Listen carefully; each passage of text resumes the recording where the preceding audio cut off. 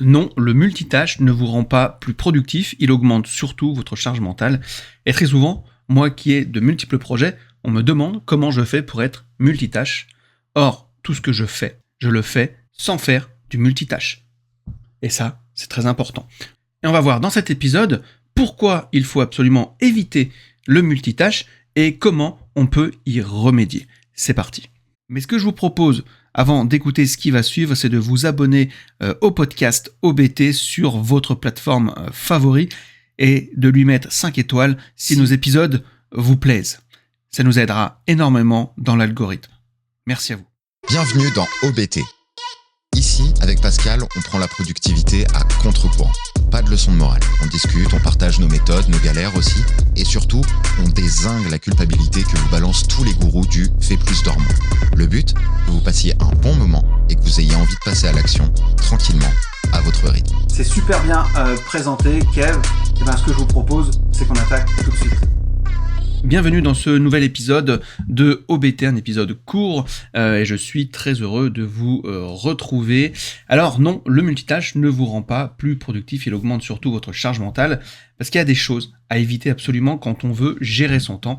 C'est justement ce fameux multitâche.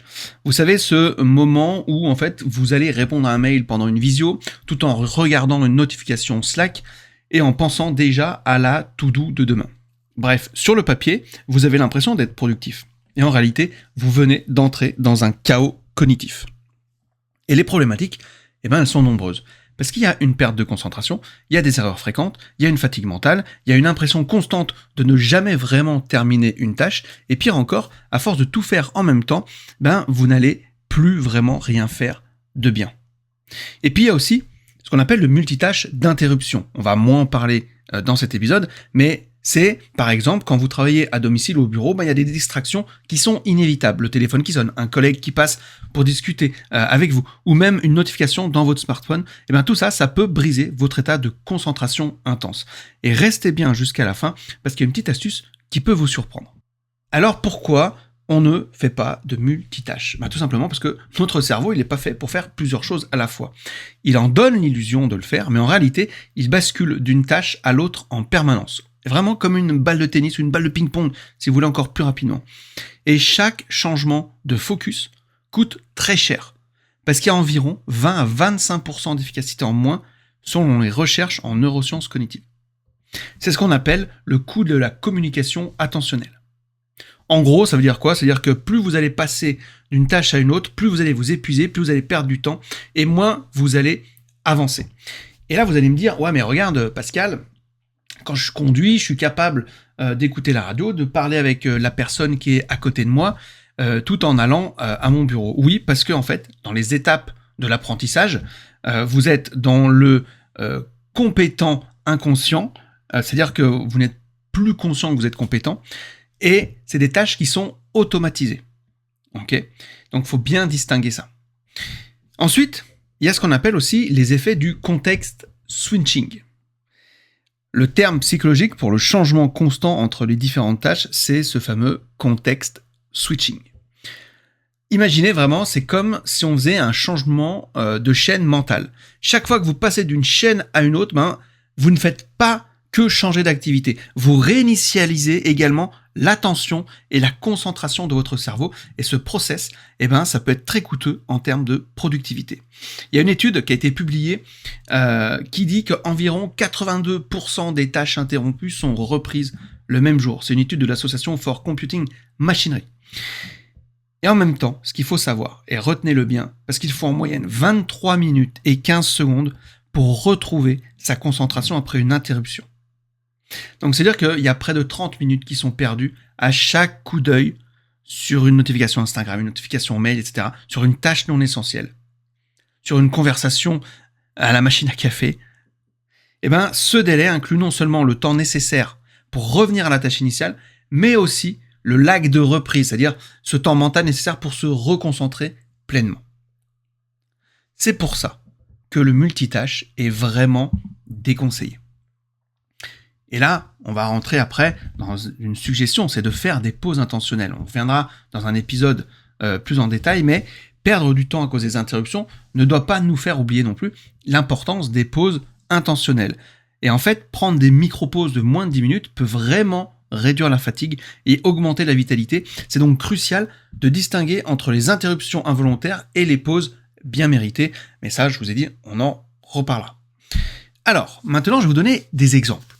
C'est-à-dire qu'on va prendre Sophie, qui était manager, enfin qui est toujours d'ailleurs manager dans une PME, et ce qu'elle me disait en coaching, c'est qu'elle était toujours hyper motivée le matin. Alors elle avait ce rituel, elle avait un café, et elle avait sa to-do list qui était prête.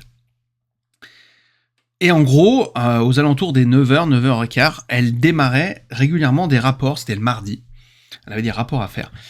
Et elle se faisait très très souvent interrompre par des mails.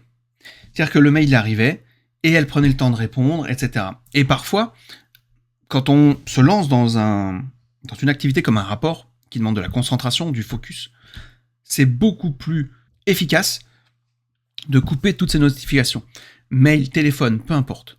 Et même si c'est urgent. Évidemment, moi c'est ce que je fais. Par exemple, j'ai un mode, on va dire, qui est avion, un mode ne pas déranger, mais j'ai simplement ma famille qui peut m'appeler et mes enfants si jamais il y a un souci. Mais ce sont les seules personnes. Tout le reste, je ne réponds pas.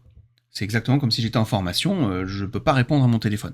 Ben là, c'est exactement la même chose. Quand je suis en coaching, je réponds pas à mon téléphone. Ben là, c'est la même chose. Et donc, elle répondait, elle avait des notifications Teams, il y a un collègue qui a dit « au fait, Sophie, tu peux pas me passer tel fichier, m'envoyer, etc. » Et à un moment donné, eh ben quand ça va être 9h30, 10h moins quart, elle va reprendre son rapport, elle a oublié où elle en était, il faut qu'elle se reconcentre, et du coup, ça lui demande une énergie incroyable, et résultat, il y a 30 minutes de perdu pour se remettre dedans. Et ça, c'est terrible, et il y a des petites solutions par rapport à ça, on en parlera juste après, mais par exemple, juste dire aux gens, écoutez, là, de 9h à midi, ou de 9h à 10h, vous ne m'appelez pas, je suis occupé, je fais mon rapport. Juste ça, déjà, c'est un vrai pas en avant sur le fait de ne pas être interrompu. Il y a un autre exemple, je fais pas mal d'interventions pour des lycées, enfin c'est pas des lycéens, des personnes qui vont passer un BTS ou des BP, des trucs comme ça. Et il y avait Lucas qui était un étudiant et lui il révisait toujours avec son téléphone à côté. Et il me dit ouais mais j'ai mon téléphone à côté, mais par contre je le mets l'écran face au bureau. Mais en fait peu importe, parce qu'il coupait pas le son forcément. Et du coup, des fois, il entendait les notifications. Alors, même s'il regardait pas, il l'entendait. Son cerveau, il est dérangé par la notification. Et il y a des études qui montrent que même le fait d'avoir le téléphone juste posé à côté, ça crée de la charge mentale. Et en fait, très souvent, il s'est rendu compte que il allait prendre son téléphone, il regardait, hop, et puis il répondait, et puis derrière, il faisait autre chose. Et du coup, il fallait à nouveau se remettre dedans, dans ses révisions, etc. Ou dans les différentes choses qu'il avait à préparer pour l'école. Et à la fin, en fait, il va mettre 2h30 pour un travail qu'il aurait pu rendre en 1 heure. Et ça lui aura pris tellement de charge mentale. Donc voilà, c'est pour ça que c'est très très important de ne jamais faire du multitâche. Alors maintenant, c'est quoi la solution ? Évidemment, il y a plusieurs solutions qui s'offrent à vous. Première solution, c'est de travailler en bloc de temps. C'est la méthode Pomodoro, 25 minutes de focale totale, puis 5 minutes de pause. Alors, il y en a qui décrivent un petit peu cette méthode-là, parce qu'ils disent en 25 minutes, on est dans un état de flow, on est coupé en plein milieu, etc. Et c'est pas faux. Aujourd'hui, on sait que la concentration d'un adulte, ça va jusqu'à 50 minutes.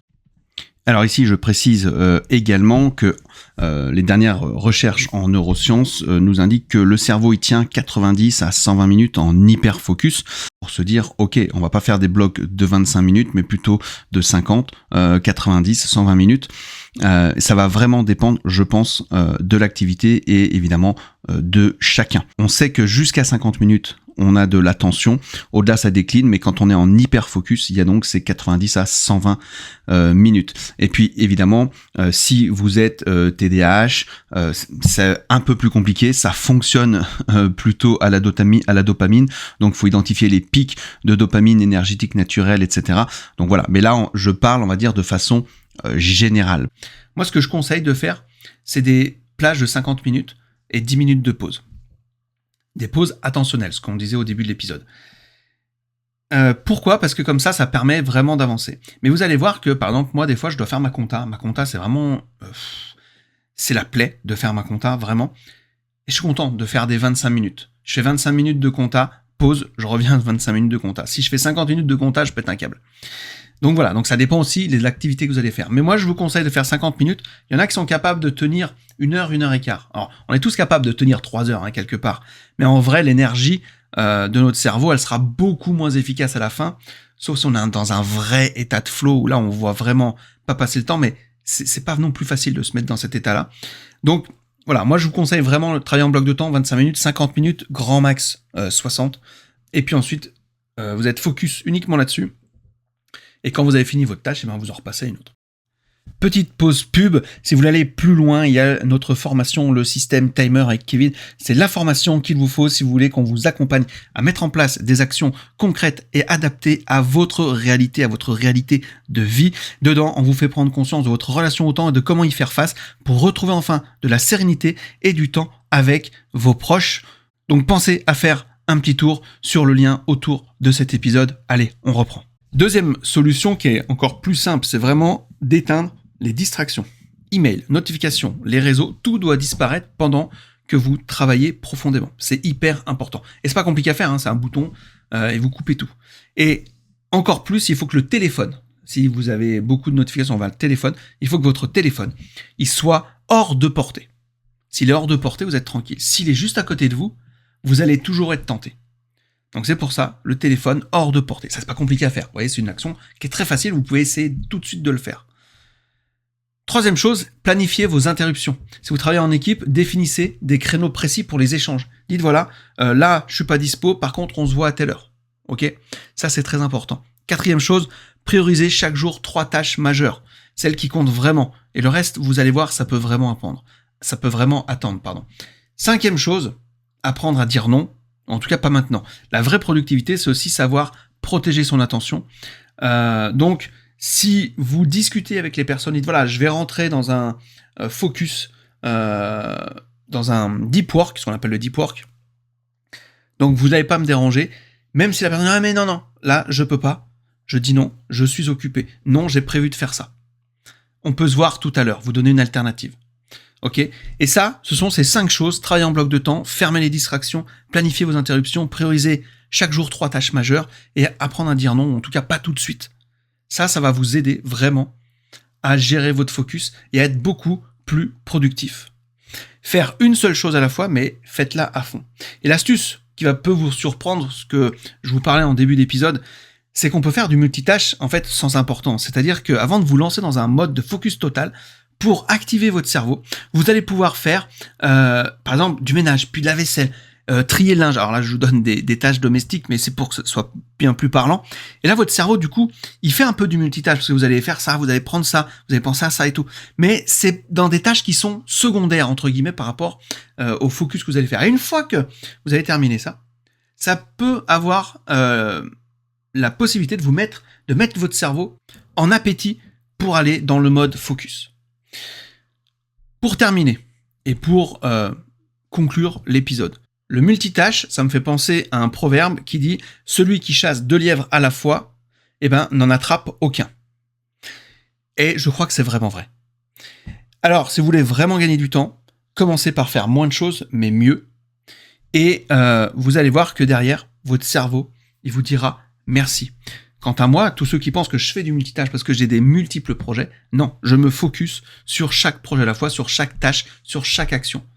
C'est simplement que dans une journée, je suis capable d'en faire plusieurs et on a l'impression que je fais beaucoup de choses, mais en vrai, par exemple, toutes mes bandes dessinées, là en ce moment, ça va faire 2 mois que j'ai pas travaillé sur de la bande dessinée. C'est un projet que j'ai mis de côté parce que je suis sur autre chose. Vous voyez, même si à la fin de l'année, ça me fait plusieurs projets, jamais les projets ils sont en même temps. Enfin, jamais je travaille sur un projet en multitâche. Il y a toujours des semaines et des jours qui sont dédiés à chaque type de projet. Alors sur la fin de l'année, évidemment, ça fait beaucoup de projets, mais jamais ils sont faits en même temps. Ils avancent en même temps, mais je ne travaille jamais en même temps dessus. Voilà. J'espère que ça va vous aider. Moi, je vous dis à très bientôt pour un prochain épisode. Ciao.